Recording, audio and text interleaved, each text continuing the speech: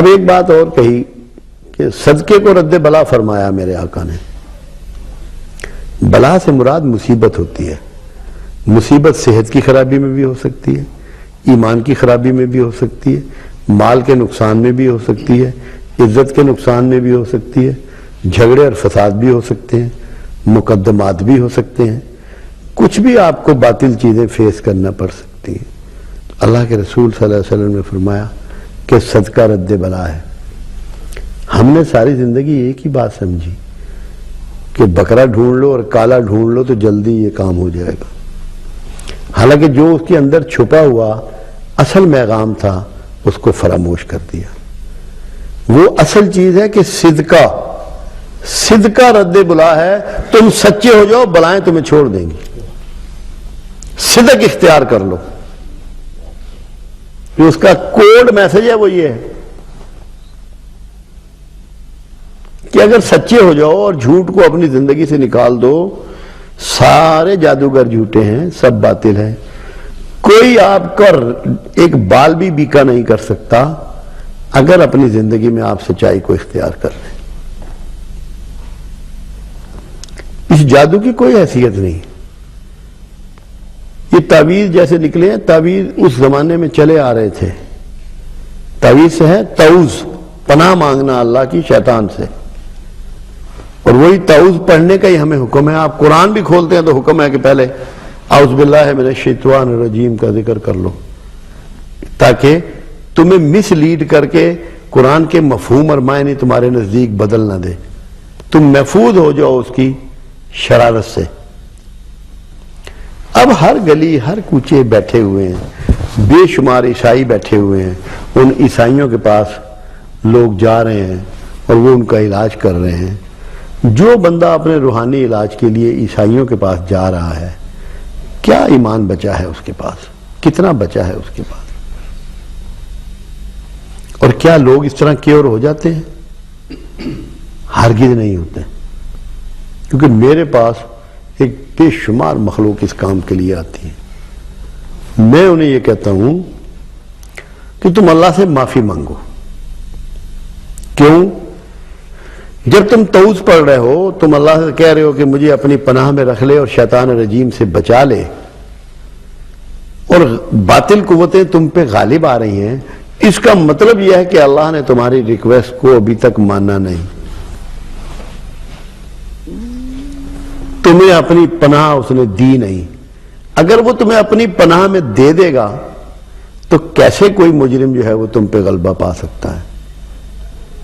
تو جب بار بار یہ پڑھنے کے باوجود آپ دیکھتے ہیں ایسے حالات پیدا ہوتے ہیں کہ آپ کو دقتیں محسوس ہوتی ہیں، پریشانیاں محسوس ہوتی ہیں، تو کثرت سے اللہ سے معافی طلب کریں. جب آپ کثرت سے اللہ سے معافی طلب کریں گے تو انشاءاللہ اللہ معافی قبول کرنے والا ہے، تواب الرحیم ہے. کوئی وجہ نہیں کہ آپ کو معاف نہ کرے. اور جب معاف کر دے گا تو پھر کوئی جادوگر آپ پہ غلبہ نہیں پا سکے گا. اور جب اللہ نے یہ کہا کہ کوئی خیر نہیں جو تمہیں پہنچے اور ہماری طرف سے نہ ہو، اور کوئی شر نہیں جو تمہیں پہنچے اور ہماری طرف سے نہ ہو، اس کا مطلب کیا تھا؟ شر کی قوتیں کا نام شیطان ہے. جب اللہ ہی تمہیں چھوڑ دے گا تو شیطان تو دبوچ ہی لے گا. شیطان تو دبوچ ہی لے گا. تو اپنے آپ کو سرنڈر کر دو اللہ کے حضور اور اس کی پناہ میں انٹر ہو جاؤ. اگر اس کی پناہ میں چلے گئے، کوئی دنیا کا جادوگر آپ کا بال بیکا نہیں کر سکتا. آپ کا یہ یقین ہونا چاہیے کہ میرے سارے نقصان اور سارے فائدے میرے اللہ کے دائرہ اختیار میں ہیں. اس کے علاوہ کسی کا کوئی اختیار نہیں. ایک چیز اس میں رہ جاتی ہے بہت سے کاموں کے لیے، اور وہ ہے دعا. آپ اپنے لیے دعا کر سکتے ہیں، اور سارا توڑ سارا علاج دعاؤں میں ہے. اللہ نے خود اپنے رسولوں کے ذریعے، رسول اللہ صلی اللہ علیہ وسلم کے ذریعے آپ سب کو دعائیں تعلیم فرمائی. اگر آپ ان دعاؤں سے جڑے رہیں، کوئی وجہ نہیں ہے کہ کوئی شیطانی قوت، کوئی نیگیٹو قوت آپ کا کوئی نقصان کر سکے. ہم دعاؤں کے پیٹرن کو ہم نے چھوڑ دیا. دعاؤں کے پیٹرن کی اہمیت کا اندازہ لگائیں کہ اللہ کے حبیب صلی اللہ علیہ وسلم اپنا جبہ و دستار عطا فرمائی اور فرمایا کہ یہ اویس کو پہنچا دینا اور اس سے کہنا کہ میری امت کی بخشش کے لیے دعا کرے. ہاں البتہ، یہ پوری جو بخاری مسلم کی حدیث، ہاں البتہ اس کی دعا سے میری امت کے اتنے لوگ بخشے جائیں گے جتنے بنی مضر کی بھیڑوں کے بال. اب یہ کیوں فرمایا اور گیا کون دعا کرانے کے لیے؟ عمر فاروق رضی اللہ تعالیٰ عنہ اور حضرت علی کرم اللہ وجہ رضی اللہ تعالیٰ عنہ.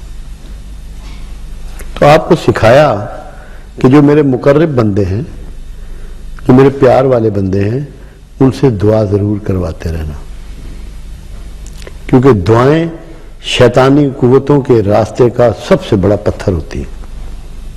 اسی لیے ساری عبادات جتنی آپ کو دی گئی،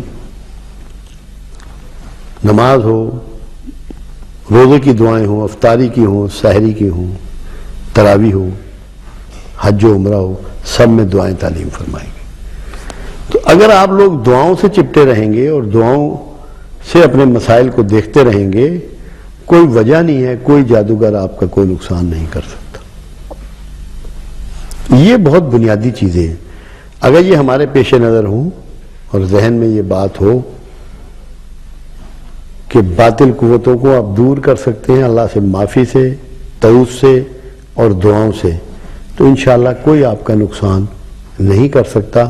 اللہ کرے کہ ہمارے معاشرے میں جو اس وقت ایک بھرمار ہے جادوگروں کی، اور ایسا لگتا ہے کہ یہ خدا بن بیٹھے ہیں، یہ سب کا نقصان کر سکتے ہیں، سب کا فائدہ کر سکتے ہیں، اللہ کرے کہ لوگوں کی سمجھ میں یہ بات ہو کہ ان کی کوئی لمیٹیشن نہیں ہے، سوائے جھوٹا خوف پیدا کرنے کے اور کچھ نہیں کر سکتے.